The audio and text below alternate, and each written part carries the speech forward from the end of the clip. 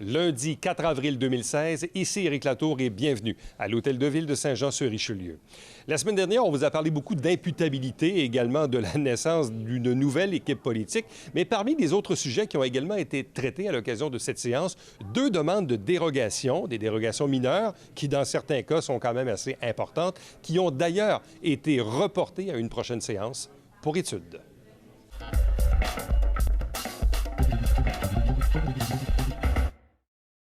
Bonsoir, M. Fecteau, membre du Conseil, Alain Laplante, 66 rue de Musset à Saint-Jean-sur-Richelieu. M. Fecteau, j'ai vu que la Ville estimait à 119,5 millions de dollars les fuites commerciales à Saint-Jean-sur-Richelieu. Ma question, M. Fecteau, quel bilan faites-vous de cette situation et quelle est votre stratégie, quelle est votre vision à vous, M. Fecteau, pour travailler à diminuer ces fuites commerciales? Bien, la solution, elle est fort simple, c'est pour ça qu'on a apporté des changements au Conseil économique parce que ça n'allait pas dans le sens qu'on voulait. Ce soir, le Conseil a eu la présentation des nouveaux dirigeants qui sont en place. Maintenant, je veux juste faire une parenthèse, là. L'article que j'ai vu dans le Canada français, là, ce point d'article, c'est un article qui est actualisé, là, mais c'est pas d'hier qu'on parle de ces fuites-là. Je ne vais pas rentrer dans les détails parce que c'est pas le but de l'exercice, mais tout ce que je peux vous rassurer, puis rassurer et le Conseil et la population, les gens qu'on vient d'embaucher, ce sont des gens qui sont beaucoup professionnels. On est conscient du dossier, puis on va s'y attaquer. Maintenant, juste pour pas que personne, qu'on parte sur des rêves, là, la plus grosse fuite commerciale, c'est le domaine automobile. Fait que c'est certain que vous n'aurez pas un BMW, un Mercedes, un Subaru de ce monde s'installer à Saint-Jean. Les bannières qui sont déjà présentes, quand même un peu d'expérience, c'est les bannières maximum qu'ils peuvent y avoir. Comme je ne peux pas empêcher quelqu'un de dire qu'à un moment donné, à quelque part, je jetterai un véhicule qui n'est pas disponible ici. L'autre volet qui touche le volet de commerce au détail, bien, on a Mme Latour qui s'en occupe, mais on va s'assurer de la seconder parce qu'il y a beaucoup plus de travail de démarchage à faire. Les rénovations au centre-ville, M. Laplante, c'est dans le but d'exercice de ramener du monde. Ça ne se fait pas du jour au lendemain. Mais je tiens à préciser une chose pour cet article-là, ou un article similaire, quand j'étais président de la Chambre de commerce, les chiffres se ressemblaient pas mal. Ça, c'est un peu la bonne nouvelle, ne se sont pas accentués. Maintenant, il y a un autre phénomène aussi qu'il faut être conscient. On ne peut pas empêcher les gens non plus d'utiliser l'Internet pour faire les achats. OK, ça, c'est des données qu'on est en train de valider. Mais le Conseil et la population vont avoir une présentation d'ici à peu près 2 mois d'actualiser avec Mme Latour. On a sorti les informations, je pense qu'on a eu ça de mémoire au mois de novembre, que Mme Latour nous avait présenté des chiffres qu'on a pris des firmes spécialisées. Mais on est très conscient de ça, mais on veut juste rester les 2 pieds sur terre parce que quand on amène de la clientèle ici, il faut s'assurer que ces gens-là ou les bannières restent. Alors, c'est un peu l'approche qu'on a, mais comme je vous dirais, je prends juste avec un peu de réserve, parce que certains, je mettrais la main sur l'article qui a précédé cet article-là, les chiffres sont pas mal similaires. Le bilan, je fais de la situation est similaire au vôtre, M. Fecteau. J'ai fait le calcul, les fuites commerciales représenteraient 5,7 du total des dépenses des citoyens de Saint-Jean-sur-Richelieu. Donc, puis je pense pas, effectivement, ça va être similaire aux chiffres d'il y a peut-être une dizaine, quinzaine d'années. Donc, je pense pas que la situation soit catastrophique. Par contre, il faut quand même s'en préoccuper. Mais je pense pas que On est très préoccupés, M. Laplante, mais comme je vous dis, les chiffres que vous annoncez, le 5 ou 6 ou 7 moi, je pense que là-dessus, entre la dernière parution et celle d'aujourd'hui, je pourrais peut-être dire, sans trop me tromper, qu'il y a peut-être un 2 qu'on pourrait étiqueter commerce électronique. Monsieur Fecteau, vous avez évoqué, lorsque vous étiez président de la Chambre de commerce, je m'en souviens, à ce moment-là, vous avez fait un plaidoyer en faveur du développement du bois de Douglas pour justement s'attaquer aux fuites commerciales. M. Fecteau, ce n'est pas un reproche que je vous fais. Cette position-là, en tant que président de la Chambre de commerce, est tout à fait défendable. Ma question, c'est aujourd'hui, M. Fecteau, quel bilan faites-vous du développement de Douglas sur nos fuites commerciales? Du développement de Douglas? Le développement du secteur Douglas sur nos fuites commerciales. Première des choses, M. Laplante, c'est peut-être une question... moi, j'arrive ici, là. Le développement de Douglas qui a fait beaucoup couler d'encre en 2009, de mémoire. C'est pas un reproche. Ma question, c'est aujourd'hui, quel bilan... Mais on dialogue, là. On dialogue de façon civilisée. Le dossier de Douglas, c'est 2009. Moi, je suis arrivé ici en 2013. Moi, je vais vous dire qu'avant la fin de 2017, avant la fin de ce mandat-là, là, OK, on vous allez avoir un bilan extrêmement positif sur la rue Douglas. Est-ce que les choses ont été faites? Est-ce qu'on a eu ce qu'on devrait avoir? Moi, je m'en vais en avant parce que vous le savez, je le dis depuis que je suis en place. Je ne peux rien faire en arrière. Mais en avant, sur Douglas, surveillez bien des annonces qui s'en viennent dans les prochains mois. Vous allez être seulement content de voir ce qui va s'installer là. Puis d'après moi, là, sans me tromper, avant la fin de 2017, il n'y aura pas grand craquia qui va pousser sur Douglas. Monsieur Fecteau, moi, le constat que je fais du développement de Douglas après coup, c'est que c'est un échec. Tous les commerces, sans exception, les commerces qui se sont implantés sur la rue Douglas viennent concurrencer des commerces déjà implantés à Saint-Jean-sur-Richelieu. Donc, force est de constater que ce développement-là n'a aucunement contribué à éliminer nos fuites commerciales. On a plutôt concurrencé nos propres commerçants. Lesquels? Bien, IGA Pasquier, Taille Express, Taille Zone, Taille Express, Dairy Queen, le Grand Verdelas, le Dollarama, les restaurants à déjeuner pour un restaurant à déjeuner. Les commerces qu'on attire à Douglas viennent concurrencer des commerces déjà existants. Monsieur Fecteau, je pense que si on veut concurrencer le quartier 10-30, il faut miser sur des éléments distinctifs, des caractéristiques qui nous sont propres, des points que nous avons que le quartier 10-30 n'a pas. Monsieur Fecteau, selon vous, qu'est-ce qui ferait la distinction, qu'est-ce qui nous distingue, nous, à Saint-Jean, du quartier 10-30? Premièrement, je ne veux pas vous décevoir, je ne peux pas être en accord avec vous. Premièrement, je ne veux pas avoir de quartier 10-30 à Saint-Jean, parce que le quartier 10-30, à l'heure actuelle, voyez-vous, déjà là, de la moitié, c'est déjà vendu. Ils sont déjà en train de refaire une division complète parce qu'ils se sont rendus compte que à quelque part, il commence déjà à avoir un problème de circulation intense sur le site même. Ce qui doit nous différencier ici, là, c'est des marchés niches. Je vous donne un exemple, le Vieux-Saint-Jean. Dans le Vieux-Saint-Jean, là, on n'attire pas de bannière, OK? Maintenant, je veux juste apporter un bémol à ce que vous disiez tantôt. Quand les bannières s'installent à Saint-Jean, c'est des corporations qui ont les moyens de faire des études de marché. Puis s'ils décident de s'implanter, là, c'est parce qu'ils ont vu la viabilité. Il ne faut pas perdre de vue non plus qu'on est dans une ville qui approche, si vous me permettez, qui approche 96 000 citoyens. OK? Mais ce qui va nous apporter à être capable de répondre à la demande des citoyens, c'est la première des choses d'être à l'écoute de ce qui sont là. Et quand je parle à des gens et ils me disent, bien, monsieur le maire, on est allé à telle place, puis ça avait de l'allure.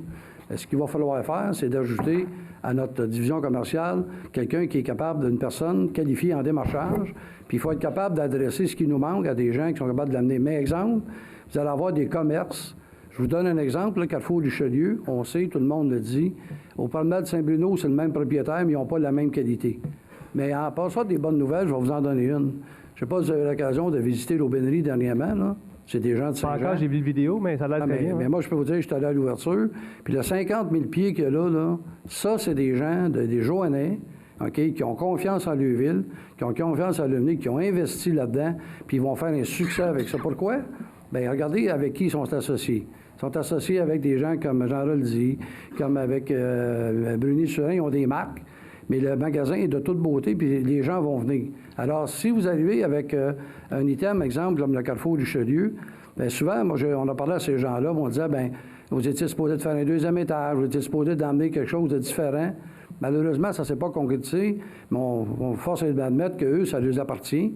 Puis on peut pousser, M. Laplante, à un certain point, sur des entreprises, mais accepter que c'est eux autres qui ils ont décidé. Mais je vous dis que les chiffres qu'on a vus, OK, l'automobile, je vous le dis, je l'aurai immédiatement. J'ai assez d'expérience là-dedans. Puis les marques que je vous ai données, il y a le boulevard Tachereau qui s'est installé là. Puis aujourd'hui, les marques qu'on a à Saint-Jean, je sais qu'il y a un concessionnaire d'Allemagne qui a essayé de revoir la bannière Subaru. Il y a eu une fin de non-recevoir, là. Mais tu sais, à part que si les Chinois un jour amènent des véhicules ici, les bannières qui sont à Saint-Jean, le marché est pas mal complet. La balance, par exemple, je vous dirais qu'il y a encore de la place à la restauration. Il y a de la place beaucoup pour la mercerie, OK? Puis regardez, on parle de mercerie. Dernièrement, si vous lisez une nouvelle, 108 ans, Beauvais a fermé ses magasins. Pourtant, c'est pas parce que c'était pas un magasin, tu sais. Donc, il y a des gens qui réussissent bien dans la chaussure, malgré qu'on a un spécialiste au conseil, puis il nous dit que lui-même que sa bannière ne viendrait peut-être pas ici. Puis après ça, il faut trouver qu'est-ce qui est concurrentiel. J'ai des gens la semaine dernière qui nous parlait, il manque peut-être steakhouse en restauration, il manque peut-être une place à Smoothbit, etc. Mais au lieu de dire qu'il manque ça, mais il faut s'adresser aux gens qui sont spécialistes là-dedans, leur faire valoir le potentiel qu'il y a de Saint-Jean, leur faire valoir les locaux où ils peuvent s'installer, puis essayer, dans la mesure où on peut légalement, avec la contrainte du ministère des Affaires municipales, essayer de mettre des incitatifs. C'est de cette façon-là qu'on va arriver à faire de quoi. M. Fecteau, je suis d'accord avec vous. La solution pour les fuites commerciales passe d'abord par les commerçants. Le jour où les commerçants de Saint-Jean vont offrir un meilleur choix, un meilleur service et des meilleurs prix que les commerces de la Rive-Sud, non seulement on va éliminer nos fuites commerciales, on va avoir des excédents commerciaux. Je suis content de votre réponse. Vous avez tantôt mentionné brièvement, mais vous l'avez quand même mentionné, le centre-ville. Effectivement, à mon avis, ce qui nous distingue du quartier 10-30, c'est notre patrimoine, c'est notre rivière, c'est notre centre-ville. Voilà. C'est dans ce sens-là. Je pense que les efforts de la Ville doivent être concentrés au développement commercial du centre-ville. On est d'accord qu'on en avait beaucoup, M. Laplante. Merci, M. Fecteau. Merci beaucoup, M. Laplante. Bonne soirée.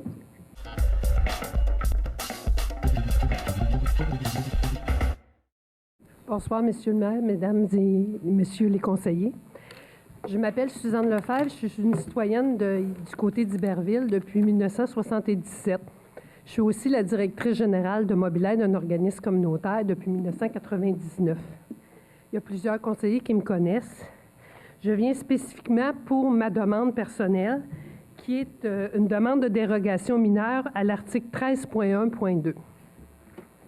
Je suis vraiment déçue, mais vraiment énormément, parce qu'en quelque part, on m'a répondu que c'était une dérogation mineure. Nous avons dépensé, moi et mon mari, Fernand Barrière, au-delà de 3 000 $ pour faire étudier ce dossier-là. 300 $ pas loin pour l'arpenteur, 600 $ pour que vous regardiez mon dossier et pas loin de 3 000 $ pour faire les plans à l'échelle telle que demandé. Ce qui me déçoit le plus, Monsieur le maire et Mesdames et Messieurs les conseillers, je vous le dis, c'est d'abord et avant tout qu'un jour, j'ai eu affaire au ministère des Affaires municipales. On m'a envoyé un fonctionnaire en personne pour venir étudier ma propriété. Moi, mon mari a reçu un appel sur son cellulaire en lui disant que c'était refusé et que si on avait quelque chose à dire, de se présenter ce soir le 4 avril. Alors, je vous dis ma déception. Je pense qu'avant de faire dépenser 3 000 $, vous savez comment il manque de gagne à Saint-Jean. Moi, j'engage des gens qui sont en employabilité et je peux vous dire que ça cogne aux portes pour un salaire de 14 $ de l'heure, beaucoup chez nous. Alors, vous savez comme moi, Monsieur le maire, Mesdames et Messieurs les conseillers, qu'il y a plein d'usines qui ferment et on me fait dépenser à moi 3 000 $ sans se déplacer, sans m'écrire une lettre. Je suis fortement déçue de mon conseil de ville. Je trouve que vous manquez de finition. Voilà, même si vous me dites non ce soir, j'ai dit ce que j'avais à dire et c'était très important pour moi. Une demande de dérogation mineure de la rue Masseau à la hauteur de la couverture. Jamais je croirais qu'il y a des autobus à 2 étages qui se promènent puis qu'on va leur bloquer la vue. Merci.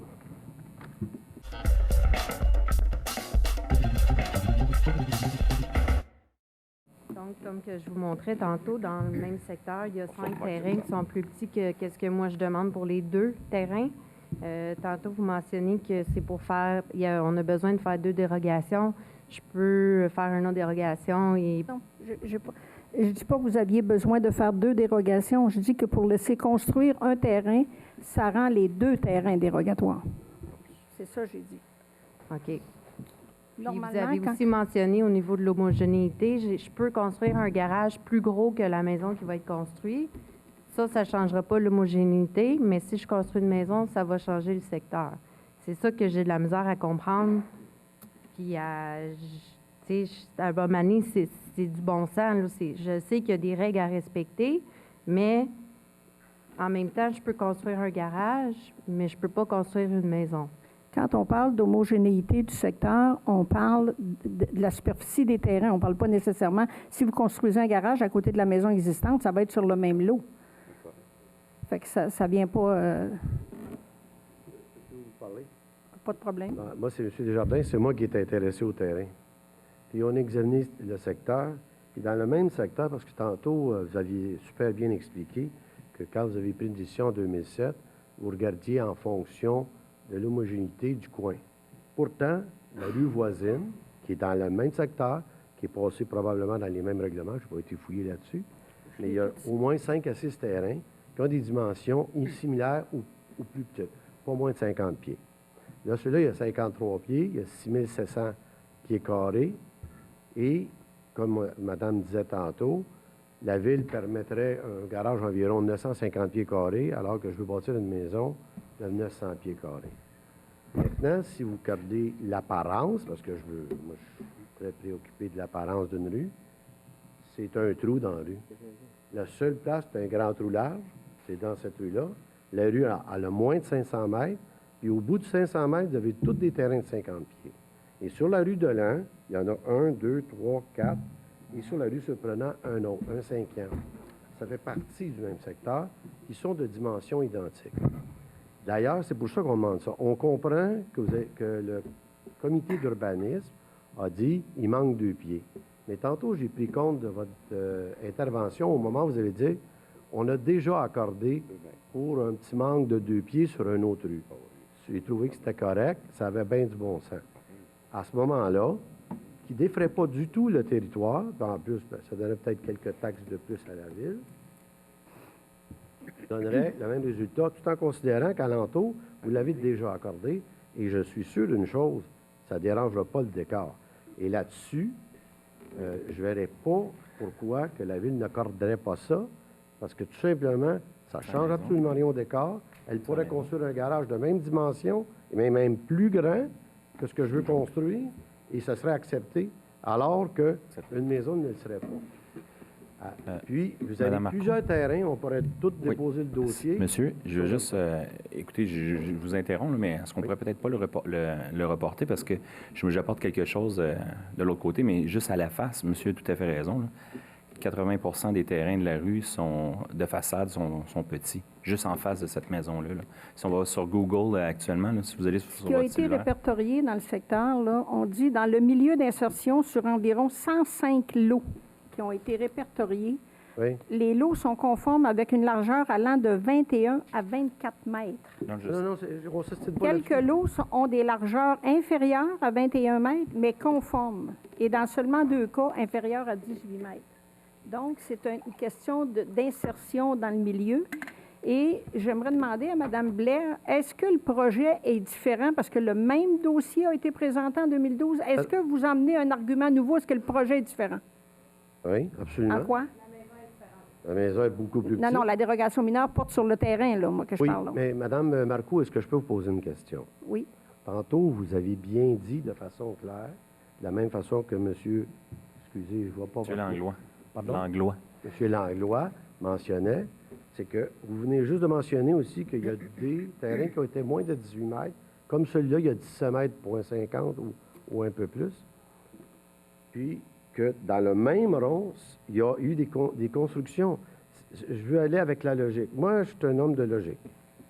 Si on admet que des terrains dans le même secteur pourraient être construits pour une dimension de moins de 18 mètres, tel qu'est ce terrain, et que ça donnerait pas du tout la différence d'apparence, considérant qu'on pourrait même construire un garage plus grand que la maison qu'on veut construire, tout en étant conforme au règlement des bâtiments et de l'urbanisme de la Ville pour l'exigence d'une construction, je m'explique très mal le désavantage de la Ville de ne pas accorder ça. Pas par le fait qu'on a déjà désaccordé quelque chose qu'on n'a pas accordé dans le passé.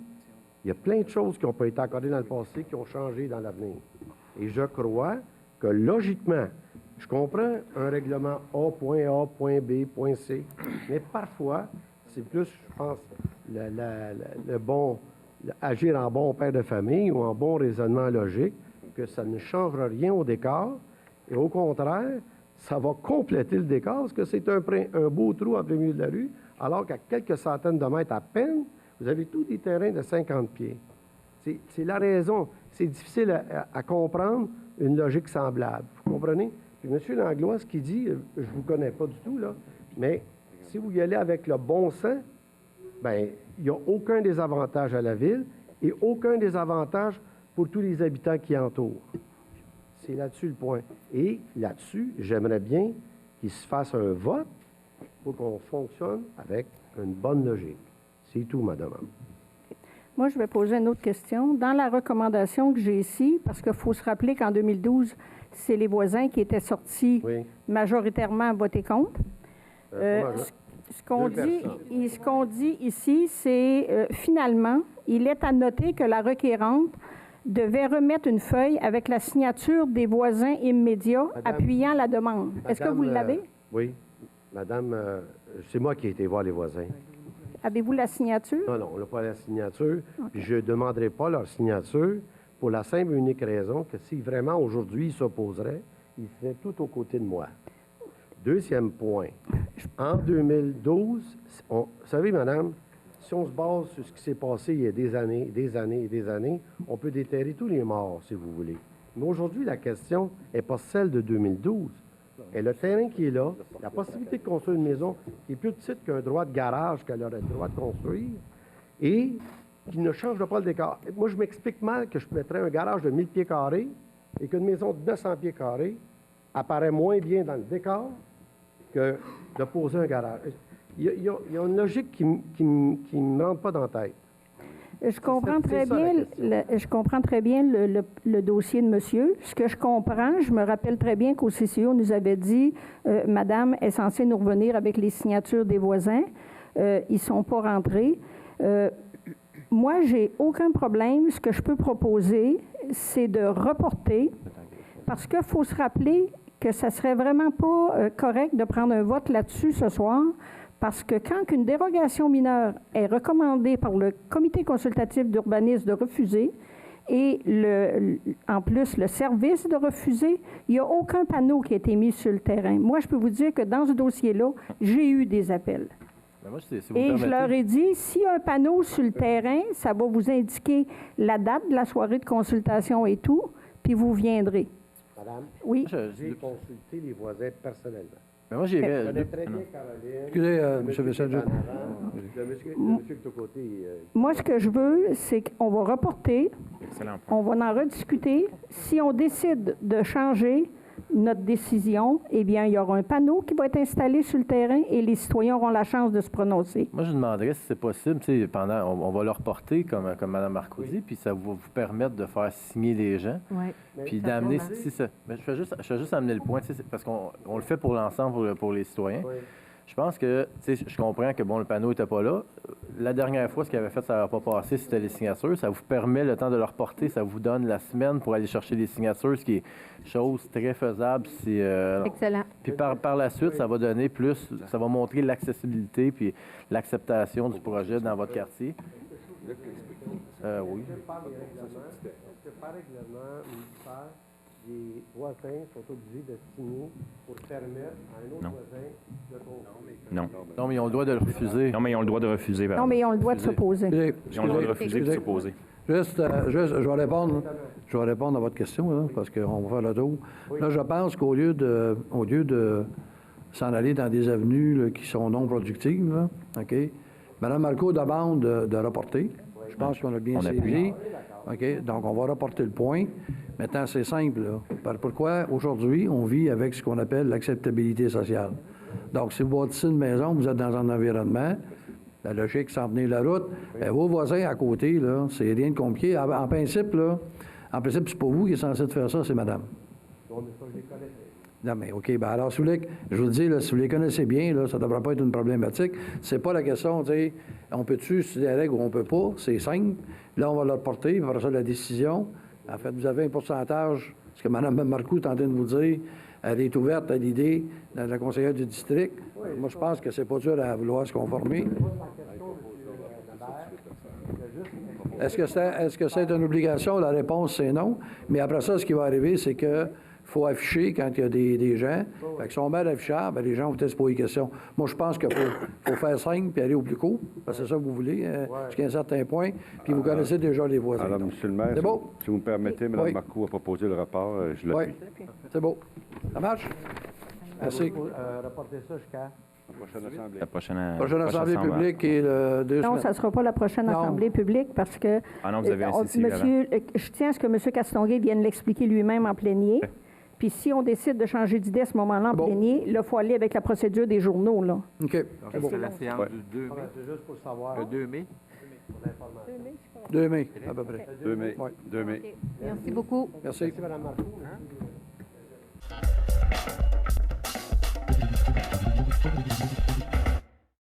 Juste un petit point pour souligner que ce samedi, quand on a fait la fête du 350e au niveau du printemps de la cabane à sucre, c'était vraiment beau de voir autant de Joannais et Joannaises se promener de tous les âges avec le sourire et tout le monde se parlait, tout le monde était content de se voir.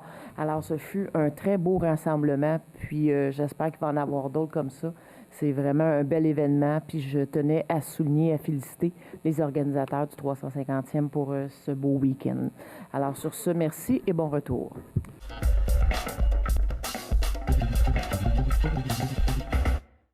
Le premier point, c'est pour faire suite à la proclamation de la Semaine de la Terre, j'invite les personnes le dimanche, le 17 avril, de 10h à 13h, dans le cadre des activités marquant la Semaine de la Terre, pour l'opération Grand Nettoyage, pour tout ce qui est parc à bord de ruisseaux, ce que les gens pensent de nettoyer. Tous les bénévoles sont invités et vous pouvez vous inscrire parce que la Ville, de toute façon, fournit les gants et les sacs à ordures, mais on invite quand même la population à apporter des râteaux, des pics, des balais, tout ce que vous jugez nécessaire pour faire le nettoyage. Et si vous avez besoin d'informations, vous pouvez communiquer avec le service des loisirs et bibliothèques ou au courriel de lgagnon@sjsr.ca ou par téléphone au 450-357-2157 au poste 2311. Et aussi, la Société de développement du Vieux-Saint-Jean vous invite également à participer aux autres activités de la Semaine de la Terre, qui est la Marche de la Terre qui se tiendra le dimanche 24 avril à 13h30. Vous pouvez consulter la programmation complète du vieux-saint-jean.com et participer en grand nombre. Et je tiens à remercier tous les bénévoles qui ont participé et qui vont participer encore à cet événement de nettoyage.